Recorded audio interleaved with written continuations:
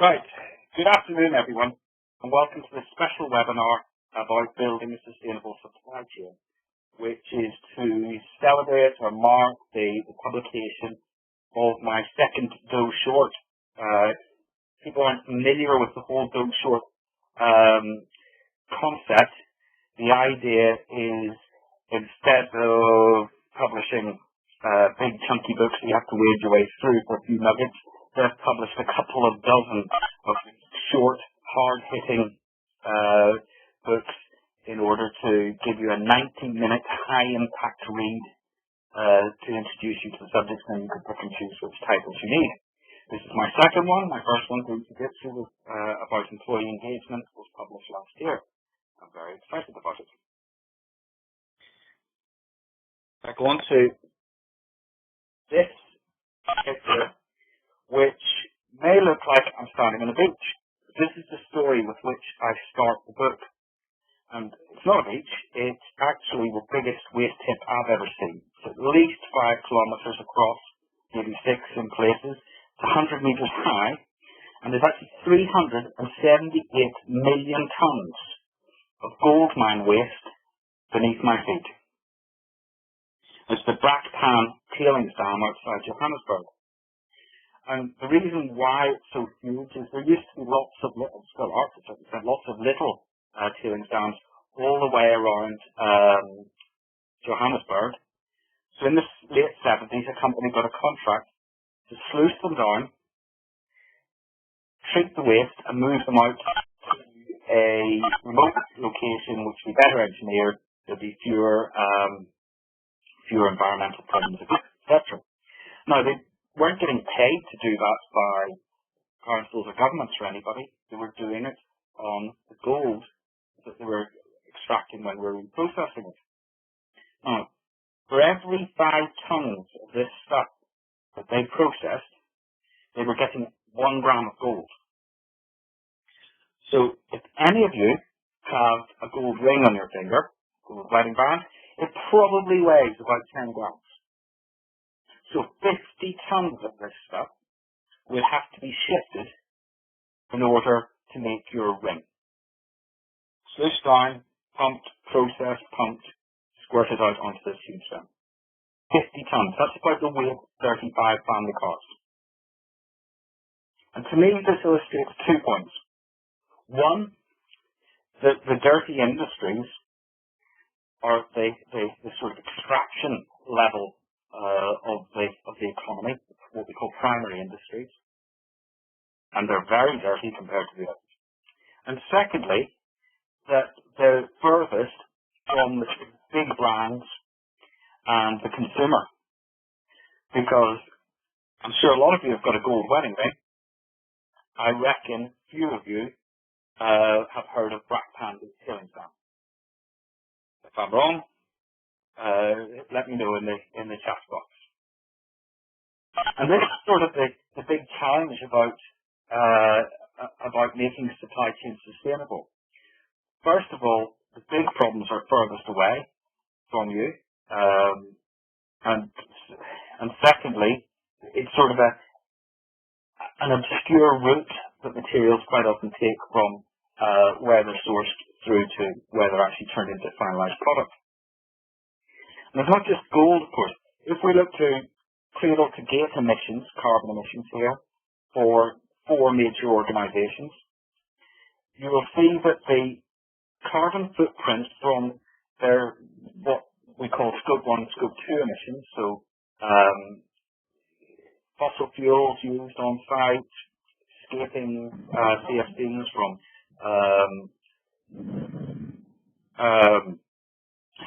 sorry, just distracted because somebody's face came up on my screen there. From air conditioning, etc. There's usually a minimum of the overall carbon footprint.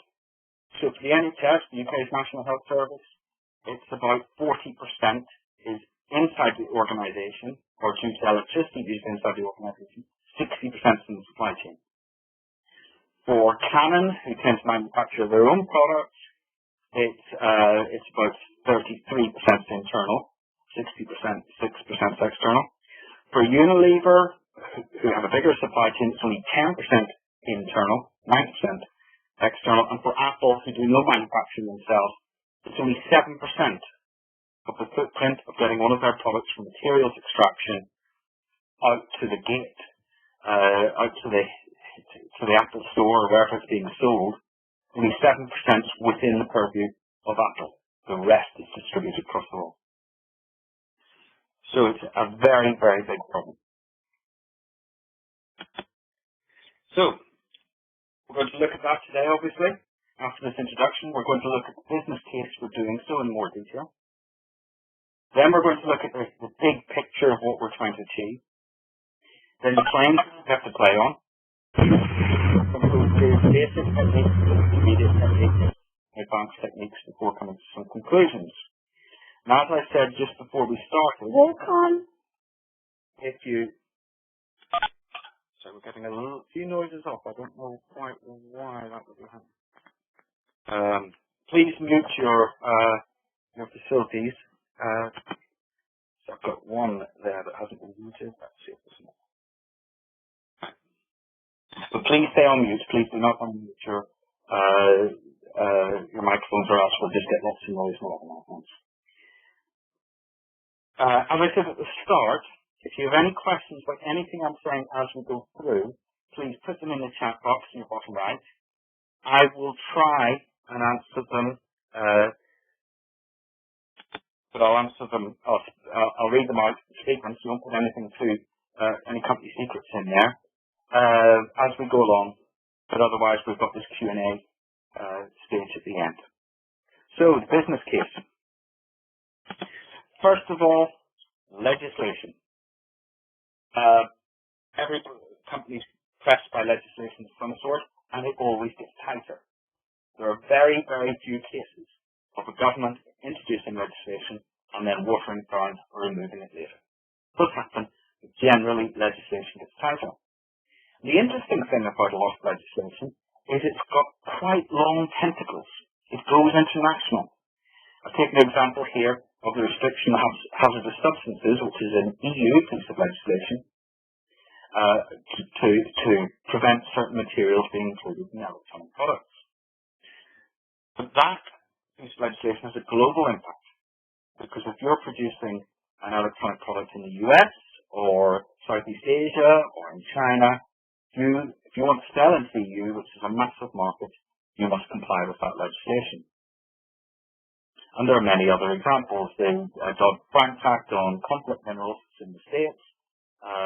Virtually every company that deals with metals that could come from a conflict mineral source has to make sure they comply with that legislation, because literally your product could end up impounded at the dockyard somewhere around the world, and they won't let it in. Very famously happened to Sony with their PlayStations. They weren't allowed to sell one particular brand of PlayStation because one supplier had provided a cable which was not compliant with legislation. So it does happen. Second is costs. Here's a sort of smooth graph of Brent oil prices from about the year 2000 to the present day. And you'll see this huge surge up to 2008. Absolutely unprecedented. If you took that curve off to the left-hand side of your screen, it would bumble about the sort of $20 mark. But it shot up over $100 to about $147 a barrel. Now, many economists now believe that this was the pinprick that burst the credit bubble and caused the big financial crashes of 2007-2008, because people facing these oil prices could no longer afford to repay the mortgages, so the subprime market went bust, etc., etc. As you would expect in a financial crash, oil prices then fell. But what's interesting is how quickly they rebounded again. Came straight back up, and then over time came back over the $100 a barrel mark. And that has a big impact. You're used to oil being $20 a barrel, and it's over $100 a barrel. then, you know, everything from your logistics to if you use plastics to if you use fertilizers or pesticides or your products, your suppliers use fertilizers, pesticides, that all channels up as extra cost through the supply chain. And it's not just oil. Now, it's a complete change of timescale on the bottom here. This is the McKinsey Global Institute Commodity Price Index from 1900 through to the current day. And you'll see that through the last century, it took a downward trend. The main exception is in the 70s, and that's the oil crisis of 1973, about then, when commodity prices shot up. But after that crisis settled down, they faded back down away again. But look what happened in the year 2000. Suddenly, this downward trend was reversed, and commodity prices shot up. And this commodity price index, it's a combination of energy, so there's a certain amount of the last graph in there. It's also minerals, food products, and non-food agricultural products as well. So, overall, raw materials are more expensive now than they were at any time in the whole of the last century, which is remarkable. And the trend is quite frightening. That could keep going up. If you look at the FTSE company, FTSE 350, that's the 350 biggest listed companies on the London Stock Exchange. In 2011, a third of the profit warnings from those companies were attributed to a rise in commodity prices. Also in 2011, the EEF, which is a UK organisation that represents mainly manufacturing and large engineering companies, they said 80% of their members believed that security of supply was a real risk. 1 in 3 of them, 33%, said it was their top risk that they faced. This is a serious issue. We're going way beyond sort of save the planet and sort of the soft CSR issues as some businessmen would say it. We're seeing these organizations and our entire economy at a sort of existential risk here, because the stuff that we've taken for granted for so long as being cheap is no longer cheap anymore. And the only conclusion I can come to, and many others of course as well, is we're starting to rub up against the natural limits of the planet. Right. So cost and security of supply, very big issues. And then we have reputation. We think back to 2010, the Gulf of Mexico oil spill killed 11 people in the explosion and released a huge amount of oil and caused BP massive, massive damage. The interesting thing about the Gulf of Mexico case is it wasn't BP. It wasn't a BP employee who caused the problem. It was actually a contractor. So it was one of their suppliers made a mistake on site and literally, boom, everything blew up in BP's face. And you tend to find this. The reputational damage goes all the way up to the top of the supply chain. And nowhere is it more prescient than Apple. We've all heard about the working conditions in Foxconn factories in China. You've probably heard as well about this is a Greenpeace campaign on waste and where IT waste goes to. And Apple have had to respond to this because when the Greenpeace first started this campaign in 2005, Steve Jobs, first of all, he brushed under the carpet and said, we're just the same as everybody else. Then he realized that Apple was being presented as the hip cool corporation who really wanted their products. Nobody wanted their products if they had these associations with them. So he did an about turn rather swiftly, which is very rare for Steve Jobs. And he created a very ambitious environmental program. Since 2007, they've increased their audits on their suppliers by a factor of 10. And they publish them all online. You can go online and see the audit reports from each supplier in the Cradle system. We've still got problems. I'm not washing up that. The interesting thing, of course, is virtually every other major electronic manufacturer is in the same boat, is using the same suppliers, it's being made in the same factories, but Apple is the one that always gets targeted because they're the coolest and the one that will make the headline. I've got a question through there from Ben, please. Are there any more up-to-date stats than 2007 regarding profit warnings? Sorry, it was 2011. 2011 those stats came in. So that's as recent as I have. I'm sure it's pretty similar for 2012. It's 2011.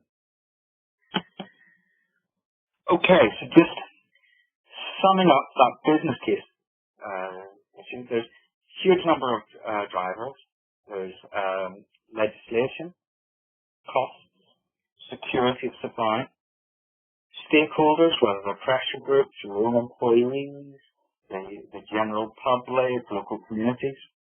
There's the whole brand protection, brand enhancement thing, which we've seen with Apple, where they realise that to protect their brand, they've got to sort this out. And it's not just what's in Cupertino in California or in their Apple stores, it's what's in the supply chain as well. And then there's the whole moral issue of, why would we be in business and not want to do the right thing? Why would we not want to make the world a better place? Well, that's a very personal one, so I don't go into so much here. But what I would say is the pressures are only likely to increase. They're very unlikely to disappear. Secondly, the relative importance of these drivers for your organization will and should drive your supply chain strategy. Because if you're worried about a particular piece of legislation, that may or may not ban a certain substance, that's quite a different driver from wanting to protect or enhance your brand. So you need to basically sit down and work out which of these drivers impacts on you and how, and build your plan around that. Generally, though, I would argue the further down that list you go, the better, because the benefits tend to ripple up. So if you're doing things to protect your brand and enhance your brand, they tend to reduce your costs and help you to comply with legislation as well, because you're unlikely to use substances, for example, that are likely to get banned. So that's a rule of thumb. Okay, no more questions there, but do fire them in as you think of them, because it means we've either got a nice big set of questions for the end, or I can answer them as we go along. Right, the big picture. What would a sustainable economy look like? Now, most people instinctively think of a sustainable economy as one that's very eco-efficient, where we get a lot of utility for each unit of resource we put into it. Now, that eco-efficiency is like miles per gallon in your car. The utility is the miles you drive, the gallon of fuel is the resource you put in. Businesses tend to like eco-efficiency because utility is profitable and costs come straight off your bottom line. So a very eco-efficient business tends to be quite a profitable one. And we'll see companies like GlaxoSmithKline, who traditionally used 100 tons of input material for every ton of output. They have reduced that recently, and I must admit these figures are about 2010. They may have improved again since, to about 38 tons of input material for every ton of output. That's a big reduction. And they want to get it down to 20 tons. Now, that all sounds well and good, but the real problem is a thing called the rebound effect. And that says that efficiency benefits tend to get eaten up by more consumption. A more efficient economy tends to consume materials faster, better. And a classic example is the modern car is 4 times more efficient than a Ford Model T, but overall global emissions from cars have gone up 5 times since the Model T was about, because the cost of ownership of cars has come down. So it's complicated. It's not so simple. Not so simple. So if we don't do eco-efficiency, I'm not saying we should rule it out, just flagging up the main problem with it, then you've got to think of a different model. My favourite one, and the other major one, is of course to look at nature. So nature spent over a billion years being reasonably sustainable. And it does that by moving materials in loops. So the oxygen cycle, the water cycle, the carbon cycle, the nitrogen cycle. And those loops are powered by an external source of energy, the sun. So any of you know your technical thermodynamics, that's thermodynamically correct, but I won't confuse the others anymore. Plus, whereas you get poisonous substances and hazardous substances within nature, they're never allowed to accumulate in a way that starts to systematically destroy ecosystems. So we don't have very hazardous substances, very dangerous substances. They tend to break down. So what would that look like if we emulated that? And then you get economy, circular economy, where instead of having this linear take, make, waste economy, we have raw materials flowing in loops. That would have to be powered by renewable energy sources, and we need to phase out toxic materials.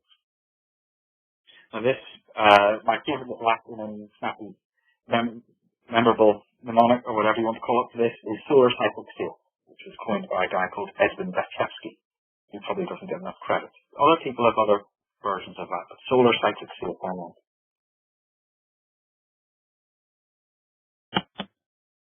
Right, so if that's what we're trying to achieve, then we have to think about how we're going to go about achieving it. So what's the playing field we're on here? Now I think that this is the most important diagram in the book. And this is the internal constraints. And what I'm trying to communicate here is by the time you get down to a purchasing decision, are we going to go for widget A or widget B? Or are we going to go for supplier X or supplier Y? Most of the decisions have already been made. You're very constrained in your choice. So if you focus solely at that level, you're only ever going to make incremental improvements. Because those buying decisions sit within a procurement policy. The procurement policy is determined largely by how the business operates. How the business operates is determined by the product or service design. That in turn is determined by the business model. And overarching at the very top, you have the corporate philosophy. How you see the business, where you see the business, what you see the purpose of the business. And one of the core arguments of the book is the further up that hierarchy you go, the more change you can make. We'll be using this when I go through basic techniques, intermediate and advanced. We'll be looking at ideas and strategies which require you to gradually move up through that hierarchy to the very top. Of course, there are external constraints as well. Traceability is a problem. Supply chains can be long and complex, but here are usually long and complex, I should say. There are cultural differences in global supply chains. Attitudes vary from country to country in terms of relations to legislation, for example. And translating information between languages can be very difficult. As one of the contributors to the book put it, numbers are numbers, but getting the story around those numbers can be very difficult. Green, environmentally friendly alternative supplies tend to be immature. There's a lack of choice, prices are often high, quality low, and volumes are low as well. Existing suppliers can be very dominant in the marketplace. Think of the big oil companies or some of the big mining consultants. So it's quite hard for these smaller suppliers to break through. That's fun as well. And legislation, as well as driving a greener supply chain, can actually hold it back. So in the UK and across the EU, we've got a thing where once waste is defined as waste, it's actually quite hard to get it redefined as a raw material. There are various efforts to do that. So again, for certain products, if you hit quality standards, then you can stop calling it waste. But up until that point, you need to go through the whole duty of care process and a lot of legislation around that, which makes life a little difficult. So it can be a problem. Okay. So that's the playing field internally in the organisation and some of the issues outside the organisation we have to deal with. Right, the basics. So we're looking at the bottom of that hierarchy now. Now, procurement policy is important because it determines the decisions that individual buyers will make. And it's important because it's the keystone upon which everything else is built. So your strategy should reflect your policy. You then put in plans to reflect the strategy and individual projects or actions to actually deliver that. The policy should underpin this. But this is one of my real bugbears, is that most green procurement policies, sustainable procurement policies, are so bland and so generic that you could just scrub out the name of Acme, whatever the name of it is, and put in any other organisation, and it wouldn't look stupid. It wouldn't look incongruous. And I don't understand that, because this is the policy upon which everything else is based. So if I could wave a magic wand, I would make it that procurement policies and also environmental policies, same thing applies, should be written so that if you didn't know the company was written for, you could at least guess which sector of industry they're in. I think that's a fairly basic quality control, but unfortunately most of them fail it. They do very bland things like, oh, we will endeavour to use recovered material wherever possible. It's meaningless because it doesn't really constrain or direct people in how they may operate.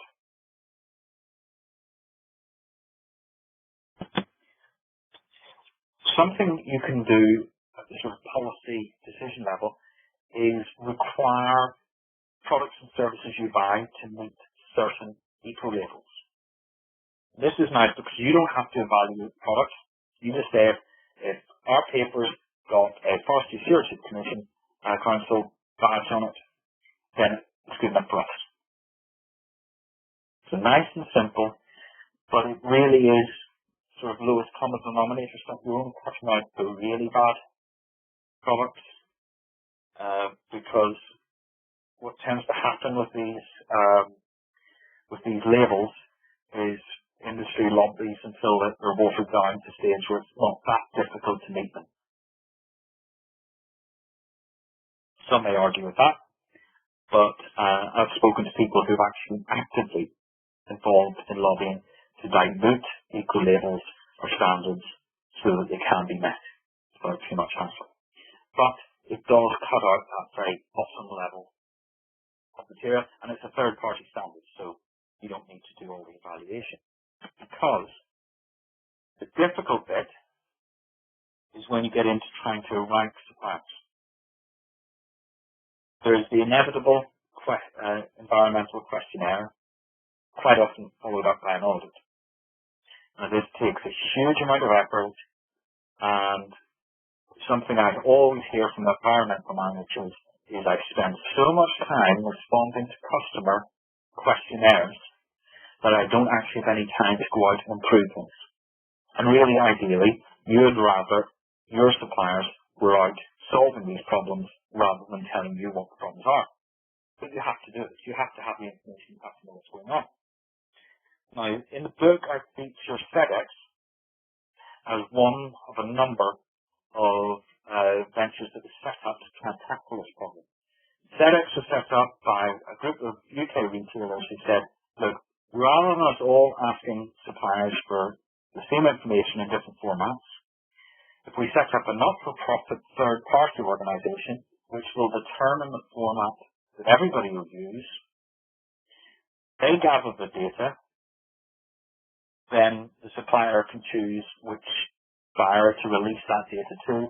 Everybody knows what form the data is going to come out. It just makes it all nice and simple. And FedEx has now got about 29,000 participants. It's become a really big deal. And now you can do things like if you get a third-party audit, the audit report can be uploaded as well, so you don't have to have a separate auditor for every single buyer outside duty of care, as it's whatnot. It is designed to cut down on that repetition all the time. Now, Sharp's got a nice way of categorizing suppliers. If you're very green, you get categorized as a preferred supplier. B is approved. You've passed the grid. C is you're only to be used where there is no alternative. So a category C supplier should not be chosen if there's a B one available. And D is do not use. That's actually something that came out of the book a little bit, is there's a different change in attitude between some companies who are quite happy to sack suppliers who aren't pulling the weight, and some that would prefer to work with their suppliers. I would say a mixture of both, but I'll come on to that again. Now, that blacklisting, saying you won't accept a supplier, is very powerful. And a great example is Asia Pulp and Paper, up until last year, was blacklisted by that huge list of brands. Absolutely massive list of brands, including some really big ones like Office Depot and Tesco's, Staples, who buy an awful lot of paper. And it was because they were clear felling forests to get the wood for to make paper pulp. As a result, last year, APP announced a stop to clear felling and said that they would only take their wood pulp from properly managed forests, no virgin forests to be removed. So you get, through that pressure from customers, you get a big change about. So it's not just salving your concept, it can actually change things on the ground.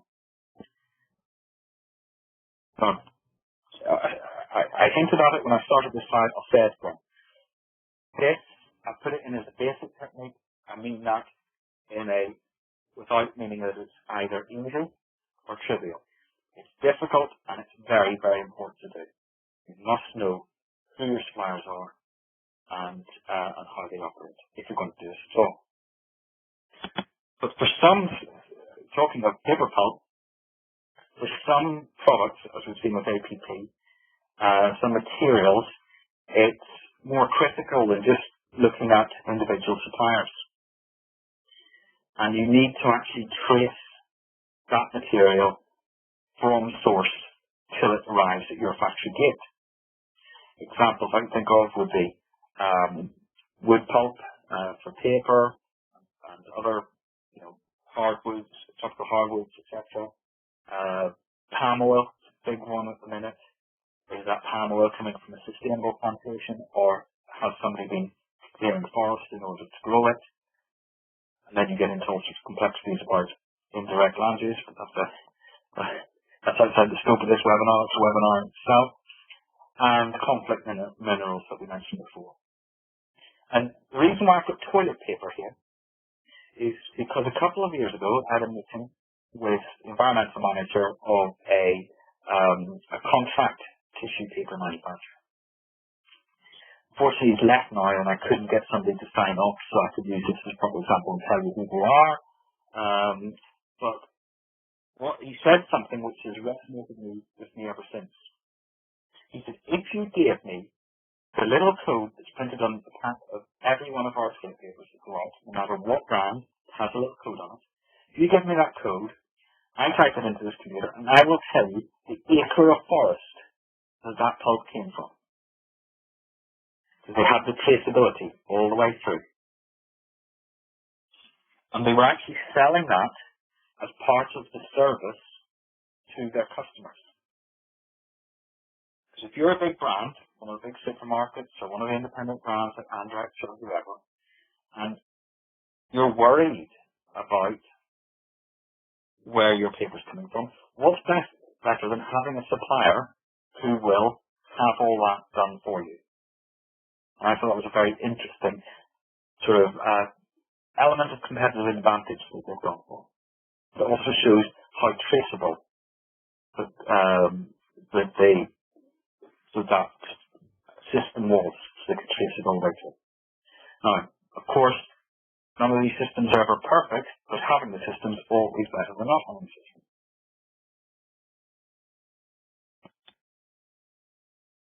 A slightly strange slide here to illustrate what I think is a very powerful technique that you can do right down at that bottom level.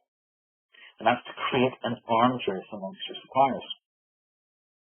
You do this by, of course, you have to set your minimum standards, but then you have a scoring system for any competition where it's basically up to the suppliers to persuade you how environmentally friendly they are.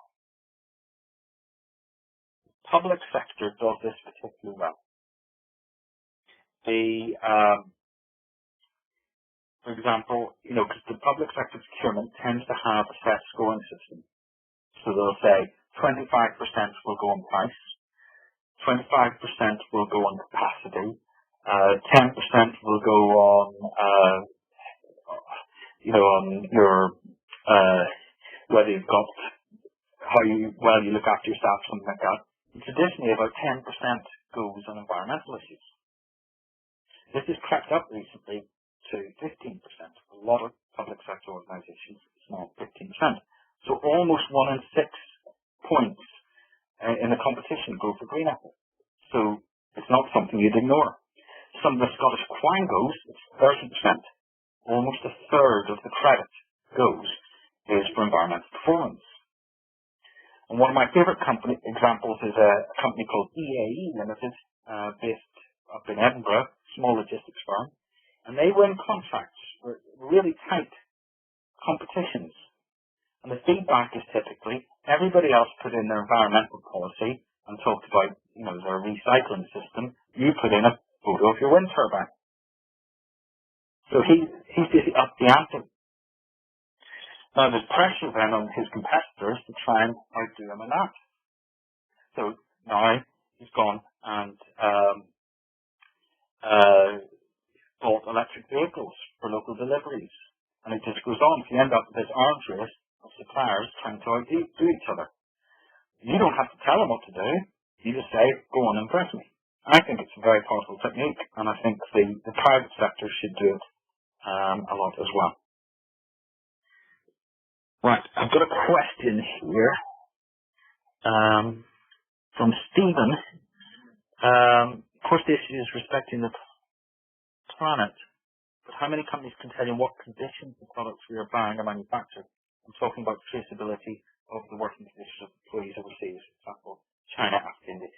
Very important point. And I was reading recently that,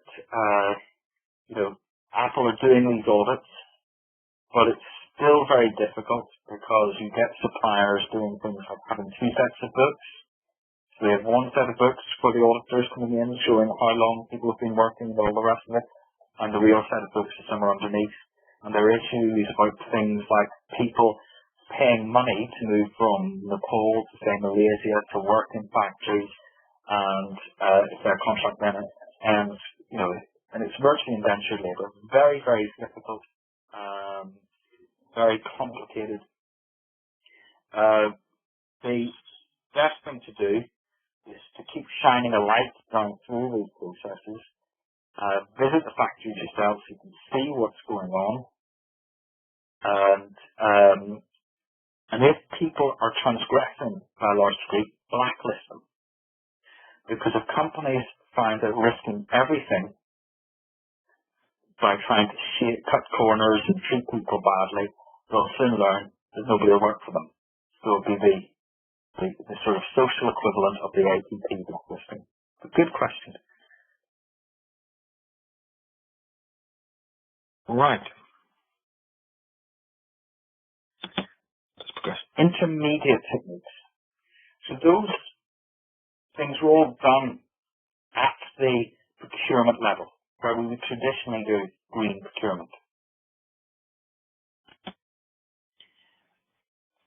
A different approach to sort of, I suppose what sums a lot of them up is you sort of expecting the suppliers to do all the work.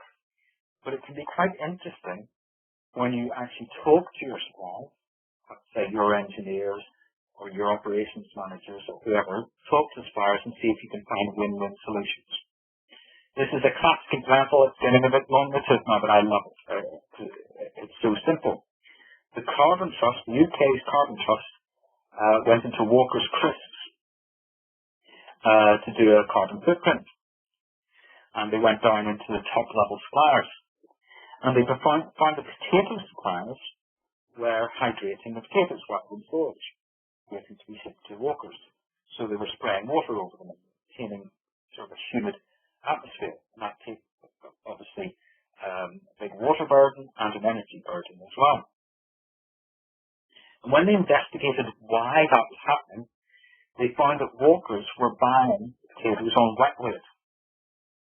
But then when the potatoes ended up in Walkers, after you slice them, you throw them in the fryer, a large part of the energy there is actually driving off water. So there's this disconnect between what the suppliers were doing to keep Walkers happy and what Walkers actually wanted. So they got together, worked things out. They worked out that if they reduced or removed the hydration from the suppliers, then it was costing the suppliers less money, using less energy, using less water, and then when the potatoes came through to Walkers, they weren't taking so much energy to fry. So a classic win-win, and all it required was people to talk to each other.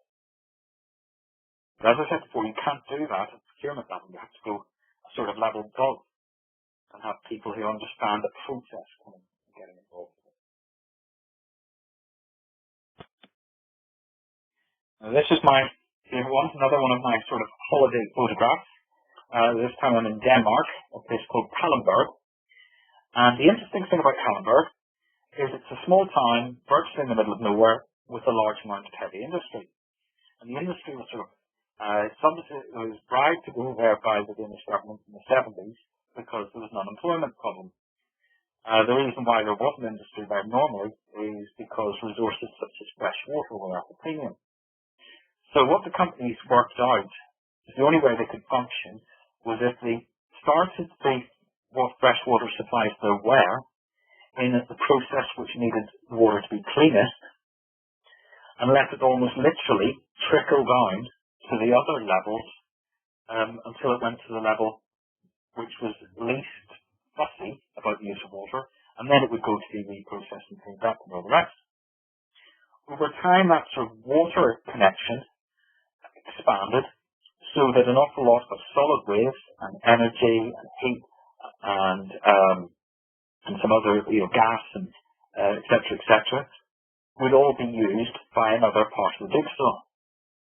This is known as industrial symbiosis because it's companies, industry, working in symbiotic relationships the same way as the bugs in your gut exist on your food and you require them to extract vitamins and other nutrients out of that food. You have a symbiotic relationship going on inside you. And it's exactly the same principle. And it's absolutely fantastic. There's all sorts of details like the pharmaceutical plants. When they finish with the sludge that they're fermenting the pharmaceuticals in, they treat it,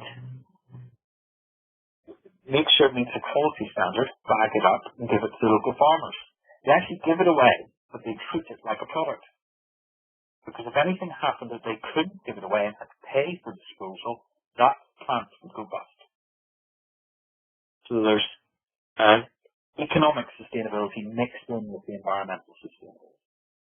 And none of those businesses are particularly eco-friendly, but compared to them all operating separately, that little cluster, symbiotic cluster, is a lot more eco-friendly than any other. Obviously, to do that takes more than just procurement decisions, because a procurement specialist isn't someone going to say, oh, instead of buying gypsum from a raw material, why don't we go and buy it from the coal-fired power plant? You have to actually have that relationship of technical people coming in and understanding the qualities and quantities and all the rest of it, and making the link happen. It's a very nice example, one of my favorites. Another sort of advanced thing to do is to buy a service instead of a product. I've got a photocopy here for Xerox. Typically, we prefer not to sell you a photocopier. And you have to ask yourself, why do you want a photocopier anyway? Do you want the copies, not the photocopier? Owning a photocopier is not like having a flash car at the front of your house. So they will lend you a photocopier. They will upgrade it, maintain it, and it's been designed from scratch to be long life. And they'll charge you for the number of copies. That means that Xerox's profits are not predicated on flogging you more photocopiers. So it's sort of the opposite of planned obsolescence. They're trying to stop their photocopy being obsolete, because then they'll have to install another one that actually costs them money, not the time. So you're sort of aligning the profit to avoiding consumption of resources rather than the consumption of resources. It's not just photocopiers, chemical management services are very popular. So instead of you going and buying several drums of solvent every month, the solvent company will come along. They will install the solvent delivery system wherever you want to use it in the factory. They will give you solvent. It gets used. It gets recovered within the system. They take that away again, reprocess it, and bring it back. And again, waste is in nobody's interest.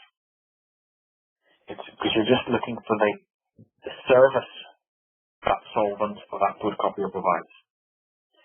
And even Rolls-Royce now are leasing their aircraft engines to airlines rather than trying to sell them, which is an interesting angle on its own. So buying a service instead of a product is an interesting one. I've got a question here from Idil. What are the major challenges of the service industry itself in terms of building sustainable supply chains? That will vary from organisation to organisation. Depends what you're doing. Obviously, everybody tends to use paper, furniture, etc., but it depends. It's very sector specific. So a healthcare company is a service company. Probably, thinking of my work with the NHS, it's probably pharmaceutical companies are going to be the big issue in their supply chain. So as I say, it's very much specific to the organisation concerned. Right, closing the loop. One of my talks on sustainability in industry wouldn't be complete without mentioning Into Explorer.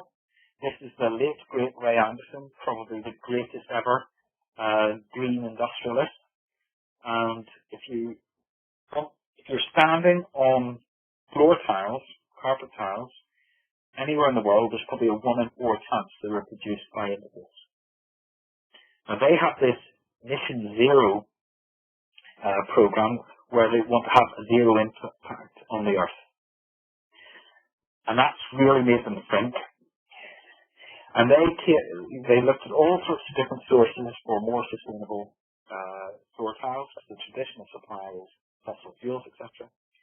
And they decided the only thing they could use was old carpet. So they're closing the loop on their own product. They will take it back. It doesn't have to be their own, it can be somebody else's.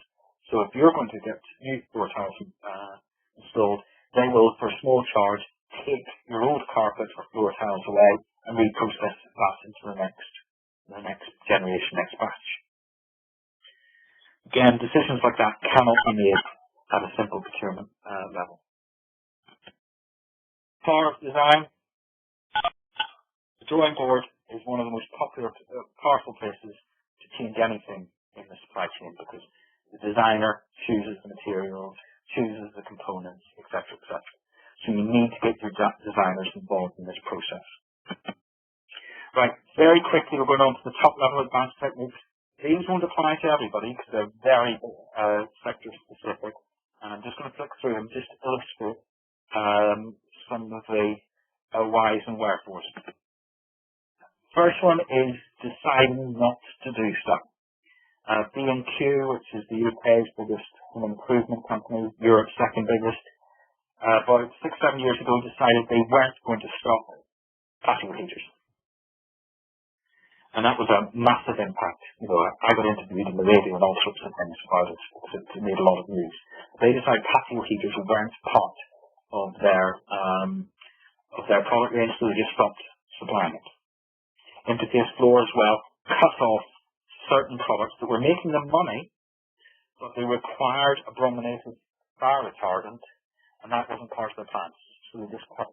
Now that takes usually decisions from the top rather than decisions down through the process. Big strategic decisions, very powerful. Of course, we've got new business models, because an awful lot of the entertainment industry, whether we're looking at movies, music, books, photographs, a whole range of things, moving from physical products to electronic products. So you're taking away all the plastics, all the film, all the paper and glue, all that stuff that we traditionally accumulated over the years and put in our bookshelves, our music shelves, and our DVD racks and all the rest of it, and replacing it with electrons. It's a big change, and we're seeing huge parts of our own personal supply chains like Kodak just evaporate because nobody's buying film anymore. It's all digital. So the business model itself determines all the supply chain below it. Big changes. You could build your own green supply chain. It's actually very difficult. I said before, a lot of them are mature. Here's two examples, which I'm going to spin through very quickly. Marks and Spencer's wanted high-grade recovered polyester to make products like clothes, and in this case, an umbrella. There was really no functioning supply chain for this. So they started off by buying low-grade fibre, the stuff cushions, etc., and that got enough material flowing through the start of the supply chain that they could then get people to start supplying them with the high-grade material. So they were creating that demand. Royal Mail did something similar. They wanted hydrogen vans because they reckoned that was the only sustainable technological solution, but there was nothing on the market. So they did two elements of green supply chain. One was to work together with all the postal organisations within Europe, and that created a huge amount of demand. And then they did a thing called forward commitment procurement, which I'll go into in a bit more detail in the book, where they said by 2014, if you can produce a van to this standard, we will buy a certain amount of it. And that gave the motor industry enough confidence that it would be a market if they did bring that forward. They reckon if they hit that target, it'll have sort of accelerated the maturity of that particular product, hydrogen-powered van, by 10 years. So, some powerful techniques there. Right, we're nearly up against the hour, so by the time I came to some conclusions. Business as usual is not an option. We looked at those drivers from the very start. The world is closing in on people who do not want to change. You will have to change. You need to understand your own supply chain, what, where, and who it is, and what the drivers for change are for you. You need to put basics in place, like policy and systems, but the higher up that hierarchy of constraints you go, the bigger the change. Really, if you want to do it properly, it's too important to be left to procurement staff. 5 quick pieces of advice. First of all, deal with the big issues. Nobody will thank you for putting around the edges. Secondly, be ambitious. Incremental targets lead to incremental thinking, lead to incremental improvement. Stretch targets lead to blue skies thinking, leads to step changes. You won't solve all these problems on your own. There's an awful lot that you have to get people in, whether it's your own designers, your own engineers, your own operations staff, your suppliers, your customers, or maybe even your competitors to come with you on the journey to deliver them. Being prepared to get tough. I come down the line that if suppliers won't play ball, find another supplier. And lastly, relish the challenge. This is difficult. You'll make mistakes, but you'll only learn by doing. You're forging new ground. Right. So that's an overview of some of the stuff that's in the book. I can't cover everything. We'll be here for 3 or 4 hours, not just one. There's quite a lot packed into quite a small book. If you want 15% off the book price, go to DoSustainability.com and use the code DSS15 before the 6th of December. You get 15% off. I've also, as a special offer, offered free one-to-one coaching for the first 12 to forward an equal purchase by the end of the year. Now, about half of those have already gone, so if you want to do it, please be quick. So you just send it through to my email. You'll have that from the call-up instructions, etc. And before we go to the final questions, just one final thought. This is a noble cause. Because every change you make in your supply chain is one brick in the economy of the future. And I think that's really important to remember. The work that, say, Royal Mail and Marks and Spencer are doing in creating their supply chains are actually solving problems for more than Marks and Spencer and the Royal Mail. Other people will benefit from the vans, other people will benefit from there being a market in recovered polyester. It is a noble cause. I wish you all the best of luck with it. Right, I've got a couple of questions here. Service itself, for instance, the airline industry. I must have worked, I haven't worked within the airline industry, so I cannot give you any sector-specific advice on that. I gave the example of how airlines are actually renting their engines rather than buying them, which is quite a big change, a very significant one. But I'd need to really have a more in-depth involvement in that industry to give you a decent answer. For Ben, really good presentation, thank you. It would be great if you'd mention I want to plug for the TSB Competition Supply Chain Innovation for Circular Economy, funding of projects up to £1 million in size. I will mention that when I send out the recording. And thank you very much. And thank you to Adil for your questions. We'll enjoy that. Do we have any? I know we're over time now, but I'm happy to stay here for another 10 minutes or so if anybody's got any others.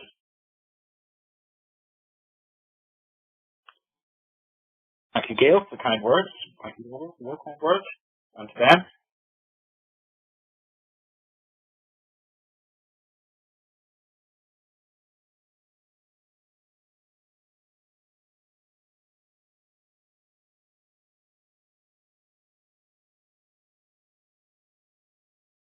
Right. Thank you, Stephen. Yes, thank you. Glad you enjoyed it. Jenna as well. Glad you enjoyed it. Talea, if I pronounced that right. Yes, thank you indeed as well.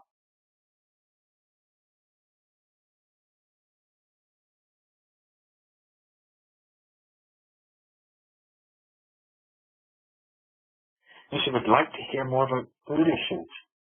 Well, there's a huge number of issues there. Yes, I'm sorry, I've only had to use examples that I've come across rather than going to every industry's its own issue. And as I've said at the start, you have to pin down what the drivers are for your particular industry, what the key issues are. Because if you've got, for example, palm oil in your supply chain, nobody's going to give you any credit for buying paper, office paper from a sustainable source, they're all going to be focused on climate work. So you do need to work that out for your particular industry.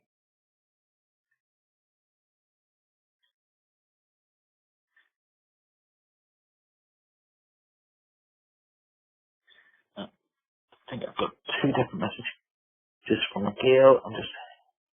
I can't create demand as such as my suppliers, my load isn't enough. Any other ideas on how to get suppliers to shift their mentality? First of all, talk to them. Secondly, you could try and do a form of forward commitment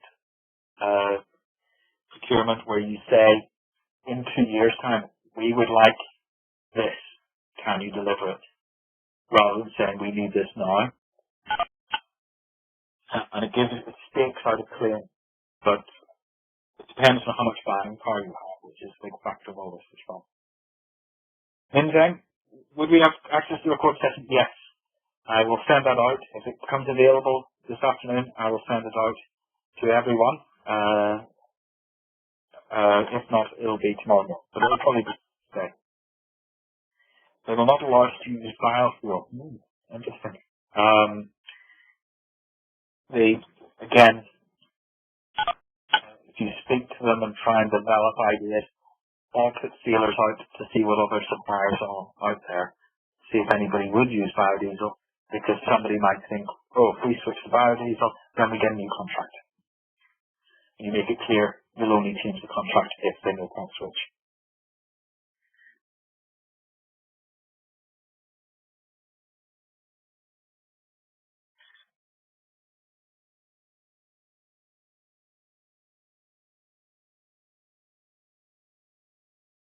Collaboration for buying power? Yeah. If you can get other people in the same sector to say, we will buy this, we want this supply, then that's a good opportunity as well.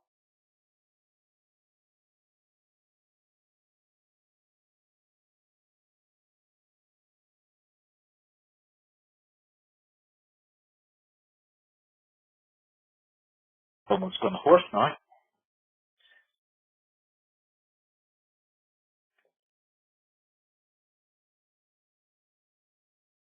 Any other questions, or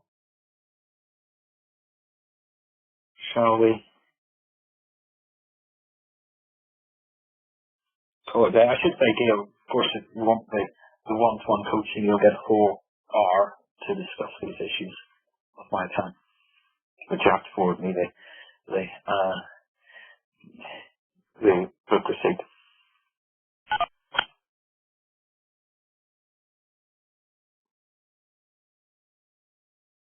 Right. If there are no more questions coming through, I'd just like to say thank you for everybody for taking part. It's been great to have this chance to talk about the book to you. It's been great to have this interaction through the questions, and I hope you go on and fulfill my ambition with all these people out there building this economy of the future by changing their own supply chain using their own biopower. But thank you for taking part, and I hope to speak to you soon.